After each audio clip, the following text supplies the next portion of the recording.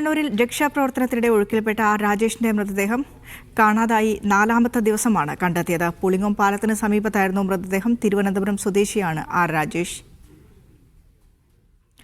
മുഹമ്മദ് സൈഫുള്ള വിശദാംശങ്ങളുമായി ചേരുന്നുണ്ട്.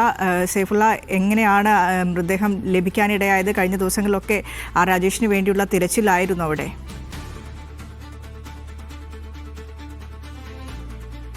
അതെ വിനീഷ, ഈ കഴിഞ്ഞ 4 ദിവസമായി രാജേഷിനായിട്ടുള്ള തെരച്ചിൽ ഈ പുഴയിൽ നടക്കുന്നുണ്ടായിരുന്നു.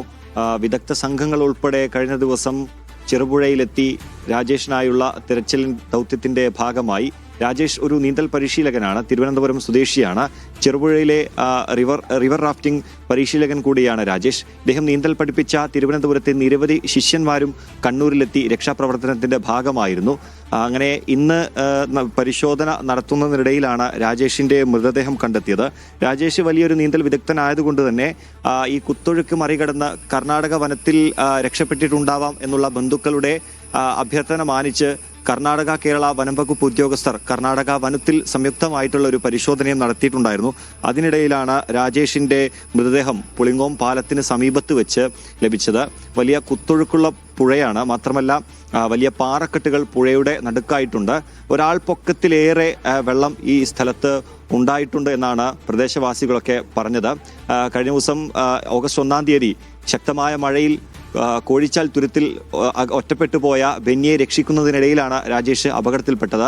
രാജേഷ് ധരിച്ചിരുന്ന ലൈഫ് ജാക്കറ്റ് ഉൾപ്പെടെ ബെന്നിക്ക് നൽകി ബെന്നിയെ കരക്കെത്തിച്ചു. രക്ഷാപ്രവർത്തനത്തിന്റെ ഭാഗമായി അവിടെ കെട്ടിയിരുന്ന റോപ്പ് അതിൽ നിന്ന് കൈ ഇളകിപ്പോയിട്ടാണ് രാജേഷ് അപകടത്തിൽപ്പെടുന്നത്. അതേസമയം ഇതേ ദിവസം തന്നെ ഒഴുക്കിൽപ്പെട്ട മറ്റൊരു വ്യക്തിയാണ് VP ഹനീഫ. ഇയാൾ കാഞ്ഞിരപ്പുഴയിലാണ് ഒഴുക്കിൽപ്പെട്ടത്. തുണ്ടിയിൽ പാലത്തിന് സമീപം മഴവെള്ളത്തിൽ ഒലിച്ചു വരികയായിരുന്ന തേങ്ങകൾ ശേഖരിക്കാൻ വേണ്ടിയിട്ടാണ് ഇയാൾ പുഴയിലിറങ്ങിയത്. അവിടെ നിന്നാണ് ഒഴുക്കിൽപ്പെട്ടത്. ഇയാളുടെ മൃതദേഹം ഇന്ന് രാവിലെ തെരച്ചിലിനിടെ ഫയർഫോഴ്സും നാട്ടുകാരും നടത്തിയ തെരച്ചിലിനിടെ കണ്ടെത്തിയിട്ടുണ്ടായിരുന്നു.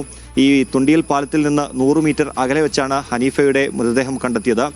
ഇരുവരുടെയും മൃതദേഹം ഇപ്പോൾ ആശുപത്രിയിലേക്ക് പോസ്റ്റ്മോർട്ടത്തിനായി കൊണ്ടുപോയിട്ടുണ്ട്. വിനീഷ.